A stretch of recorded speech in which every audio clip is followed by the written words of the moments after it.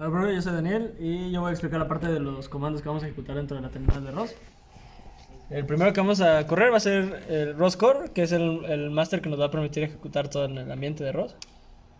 Entonces ahí, ya corre. Siguiente vamos a correr el ROS Run Serial de Arduino. Esto, para permitir conectividad serial, se corre el ROS Run. El ROS Serial de Arduino es el paquete y se le da de parámetro el puerto donde va a estar conectado. Si fuéramos a conectar otro Arduino, se cambiaría este parámetro para saber en qué puerto está conectado. Aquí me falta un espacio. Mira. No.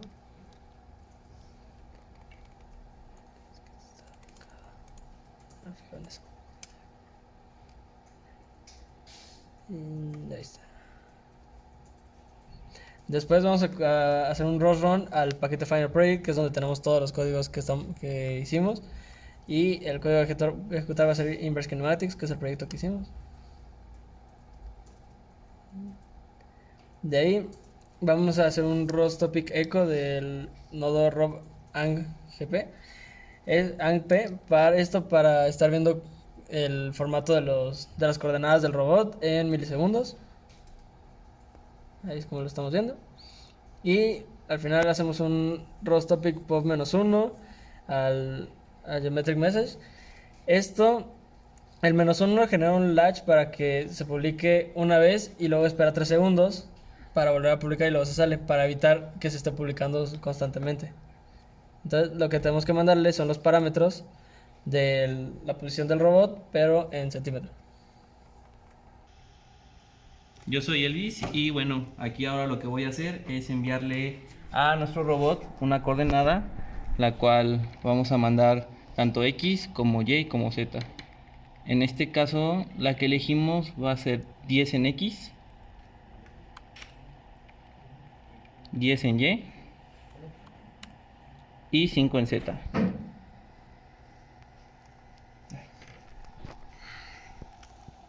Ok, la mandamos y como puede ver, el robot se movió a la dirección que yo le indiqué.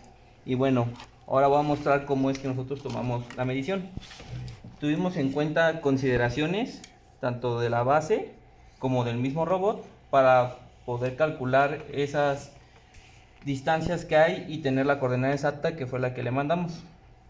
Para poder calcular la distancia en Y, nosotros lo que hicimos fue tener un punto de referencia, el cual se sitúa en la mitad de la cinta. Y aquí podemos ver que efectivamente es la distancia que mandé, que en este caso es 10. Aquí no cabe la... Bueno, lo voy a poner acá. Aquí tomamos nuestro punto de referencia donde termina la cinta y consideramos que más o menos esta distancia es 10 centímetros. Podemos ver que efectivamente nuestra distancia en Y es correcta. Ahora, para tener la distancia en X, nuestro punto de referencia que tomamos fue en la base, justo en el centro. Entonces, tenemos aquí que aproximadamente nuestra distancia es 10 centímetros, justo lo que le mandamos. Y faltaría por verificar nuestra distancia en Z. Nuestra Z es tomada de la altura del TCP a la base.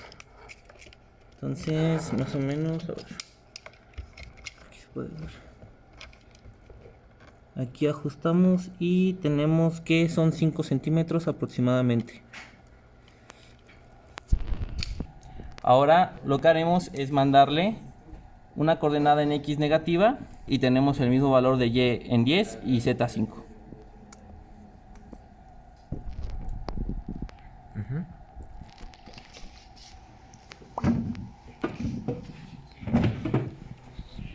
Muy bien, como observamos, nuestro robot se movió y ahora pasaremos a calcular la distancia que hay en Y.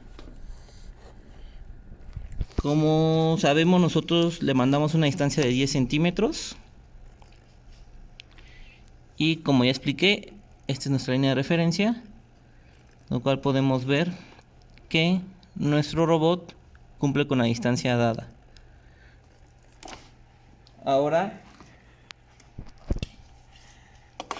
para calcular la distancia en X que le dimos un valor de menos 10, tomando en cuenta que este es nuestro punto de referencia, ahí podemos observar que son 10 centímetros de donde se encuentra el robot a el punto de referencia. Y para tener nuestra altura, que va en Z, podemos observar cómo se cumplen los 5 centímetros. Hola, yo soy Juanma y yo les voy a hablar acerca del código de Python que usamos para calcular la cinemática inversa. En nuestro código, la primera línea, indicamos el ambiente en el cual vamos a correr, que en este caso es Python, y importamos las librerías que vamos a ocupar. ROSPy para correr Python en ROS, NumPy para hacer las operaciones matemáticas y Vector3 para poder almacenar la información en XYZ. Creamos una clase y primero declaramos el constructor. En el constructor inicializamos el ángulo y el punto que vamos a recibir y ponemos los valores de las constantes en este caso, que son los offset y las distancias que existen en los links. Un offset es, por ejemplo, 20, A4 y D5, y los links es L2 y L3. En el código se explica a qué corresponden. Se definen se inicializan los valores de los ángulos alfa, beta, gamma, y se crea el suscriptor al tópico EEP, que recibe un vector 3 y que tiene el callback ángulo de callang. Se crea el publicador, que va a publicar el tópico robotang y vector 3. Tenemos un while en el cual vamos a correr ahora sí que el código. Corremos una función que hace el cálculo de cinemática inversa, hacemos la publicación y hacemos la sincronización con el sleep. En la función de cinemática inversa usamos las funciones que ya vienen dadas en la presentación para calcular ángulo en X, y para hacer las correcciones de los offsets que se tienen utilizamos el cálculo de las Ds, el cálculo de los ángulos, de los valores, perdón, de estas funciones. Vemos que son valores que no van a hacer que el robot se vaya a otros lados, que no puede llegar, y simplemente hacemos la conversión a grados ya en este punto, y por último la conversión a microsegundos. En el callback únicamente hacemos la asignación de valores del P que recibimos del tópico, que es lo que nosotros le mandamos en XYZ, y lo almacenamos en una variable fija, que es la que vamos a utilizar en la función. Y en el main solo creamos el nodo y corremos el constructor una vez con un try except pass para evitar cualquier error. Hola, yo soy José y voy a explicar el código de Arduino. Entonces, empezamos con las librerías que son dependientes de Arduino, en la dependencia de Arduino. Seguimos con las otras librerías que utiliza el código, las de servomotores y para hacer la publicación de mensajes de geometría. Creamos objetos los objetos para los servomotores, en los que vamos a ir a publicar, escribir posteriormente el tiempo, la velocidad en milisegundos. Luego viene este callback, esta función, que es la que recibe el objeto de tipo vector 3 al ser esta llamada. Y en esta misma es en donde se hace la verificación para no hacer alguna escritura hacia los servomotores si no se realizó algún cambio con respecto al valor anterior. Posteriormente viene la etapa de la suscripción, en donde nos vamos a suscribir a robangp, y lo que le vamos a publicar, estos son los ángulos a través del callback de servo cp, y utilizando el tipo de objeto de vector 3 una vez más.